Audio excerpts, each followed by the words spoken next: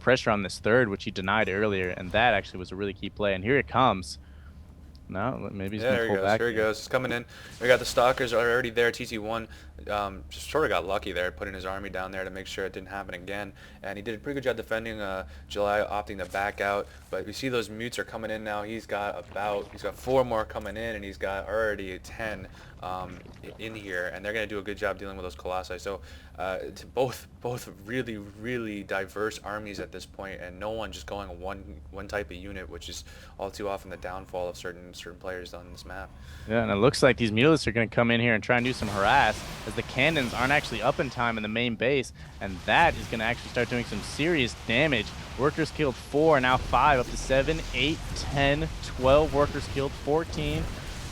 He's just destroying them. Yeah, this main is pretty much all gone in terms of like probes, and that photon cannon that TT1 was trying to get down is totally dead. Bringing these stalkers back is going to be much too late. He's got to be careful with his Colossus. He's got no business being back here with these stalkers, and if the mutes get it down, he's Oh, and it gonna be looks in like he's trouble. going to use that as a distraction to come in and try and hit this third while TT1's army is split up, and And he's here he sending goes. all his Zerglings to go and snipe that Nexus. 4 mutes as well, just in case those Colossus show up. And you see more mutes coming over here, and focus firing down one of these Colossus. It's going to get absolutely railed. Oh my god, and there goes the Nexus, and There goes all the those Nexus. probes All just the get probes destroyed by right. that massive amount of Zerglings. Unbelievable. So And now he just pulls out. Really nice play there by July Zerg. doing a great job there. Didn't lose too much in terms of units. Lost a couple of Zerglings to that second Colossus that was in the back, but otherwise it was pretty much a one-sided battle there. And TT1's got to do a better job just defending himself, and he's got to get on the offensive here a Looks little like he's bit. going to have engagement here in the middle. Got to be careful with that Colossus. Got to pull it back behind his Stalkers so that those Zerglings don't get to it, but he got lucky there. They didn't get to him. Yeah, And as those we are said at nice the beginning of the game, the middle control is very important in this, and right now, July definitely has that middle control. He has been Well, pushing it for looks the last like 5 minutes. as TT1 is going to try and make an entry into this hatchery of the gold, it looks like July Zerg is going to have to pull back his mutas as he was trying to do some harassment, but it looks like he's going to have to sack this hatchery of the gold. I don't know if he's going to be able to deal with this Protoss ball, actually. These mutas are flying right over the top of it. Yeah, that's really poor not Micah right there. He has to be careful with his mutas. Can't afford to sack them, particularly with those Colossus up. If he loses enough mutas, this force is going to tear through those Zerglings and Hydras, and he's got to be really, really careful there. And July, or TT1 rather, is looking like he's massing up to hit the second expansion run. Yeah, it definitely is, and he's put down the Guardian Shield. Actually, we're going to have another... Guardian Shield. It's a great Guardian Shield job there. He got so many free Zerglings with that. Got a third Nice Colossus. force. So here comes a lot of Banelings, actually, but the Banelings are getting blocked off by these massive amount of force fields. That's some really nice work. And these Mutalisks are just getting destroyed as the entire ground army is getting denied by these force fields. These Colossus are just wiping everything up. More forces going down. A couple Banelings getting in, but on Stalkers, they're not as effective as you'd like them to be. And actually, TT1 cleaning up this army. These Colossus have an unreasonable amount of kills, by the way. We got one with 30, one with 26, and he's going down in this third expansion, doing a great job, just putting a lot of pressure on it, killing the Queen. He's probably going to get this expansion. I don't know if July can get down there fast enough. We see he's trying to morph in some Banelings and a couple more Zerglings, but it's not going to be enough to deal with these Colossus, and he's going to get this expansion. TT1 playing it smart, retreating out of there as this force of July starts moving back in to try and defend it looks like. So yeah, really nice play there from TT1. Oh, wait, here comes the big engagement. This might be the battle, end all battle. Some really nice force field splitting the Zerg army once again. Banelings are getting around the side though. He's got to be careful with that. He's gonna maybe that Moral stays up. Some more really nice force fields. These Colossus are just doing so much damage. It's unbelievable. And all 3 of them have over 20 kills at this point. One of them actually has 47, so exactly where that's unreasonable.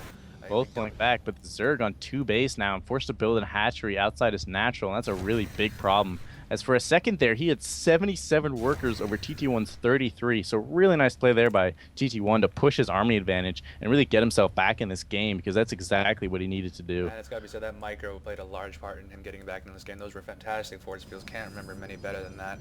And he did a fantastic job defending those Colossus. Although he is not, doesn't look like he's, oh, he's bringing out a 4th Colossus actually, I'm sorry. He's got 2 robo facilities back here, and he's not really using them as much as he could.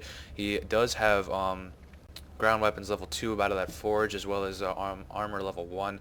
So he's got some upgrades on those Colossus, and it really is showing, particularly against those Zerglings, which he's just tearing through at will.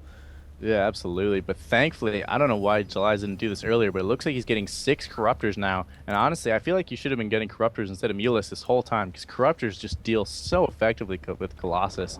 And I feel like that would have been a much better tech choice for him Although he did get a pretty good harass in the main, but a couple of photon cannons and some good army placement's going to deal with that pretty easily. We see him using this Zergling as a scout, and it's something we see pretty often at this high levels, is players just opting to sack really low cost units as scouts as opposed to trying to send in their whole army to see what's going on. So that's a pretty smart play from July, just making sure that everything's in order back here. But yeah, I would say that those, you're right about the Corruptors there. The Mutes did a really good job on that main though, getting down all of those probes and giving July a huge mineral advantage, or resource advantage rather. But here we go. Here they come. More great force This fields. is going to be the battle that he needs to have. And yeah, unbelievable force field, splitting that Zerg ground army once again. Although these Corruptors are doing a number on the Colossus. One goes down, two goes down. These looks like the really third and the fourth are both going to go down, but the entire Zerg ground army is just getting destroyed by these really nice force fields. He did manage to take out all those Colossi though, which is a really nice play. At this point, I think July can push this a little bit and try and maybe get this high yield down now. Maybe not actually, but he really does need to do a better job protecting his Colossus. That was the first time we've seen him lose a Colossus. A lot of those Colossus had full health, and the Stalkers really didn't micro down those Corruptors fast enough. He could have probably backed up after he force field and try and pull those Corruptors into sort of a bait and switch kind of situation where he could quickly get them down. And here comes July actually with some roads, just putting pressure on this natural. Looks like he's going to try and put on the natural. Some nice force fields, although the force fields are actually trapping TTOne in his own third, and these roaches are actually doing just fine, as they do have 1/1 upgrades. Although we do see July making a mistake with those Corruptors, but TT1 not taking advantage of it. He just flew them right over those Stalkers, but they weren't micro down. These roaches, as you mentioned, are doing a number on this natural because of these force fields that he morphed and he sort of blocked himself in. We see also real quick, just to take notice, that TT1 has switched from Colossus into Immortals now, sort of realizing that those Corruptors are going to be coming out in a pretty large number, and so that those Colossus are going to be very vulnerable. Yeah, I agree, and it was also a lot because of these this mass roach play that he's going with now, and because of that, looks like July Zerg, knowing that he's pushing Immortals, is going to switch back into Hydralisk. Although this last battle could be over before that even happens. More great force fields, unbelievable, unreal force fields, and it's we can't stress enough how this is not. He's making it look easy, and it really is not that easy at all. He is just doing a fantastic job of knocking or just like splitting these forces in half and letting his Immortals just go to town on these roaches. One of them just died, but had 39 kills before it died, really paying itself back in just vast numbers. And we see July finally GGing, and it was a fantastic game. It was a great example of how to make sure your Omnicomp was right against your opponent.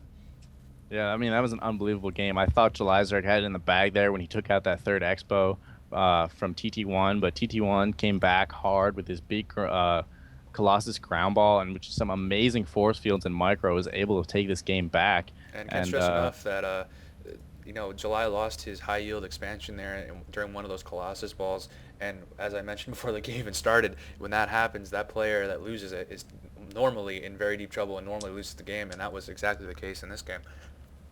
So yep. For CESN, this has been Kuze alongside Octopus Rum. We hope you enjoyed this game, and I'll see you guys next time.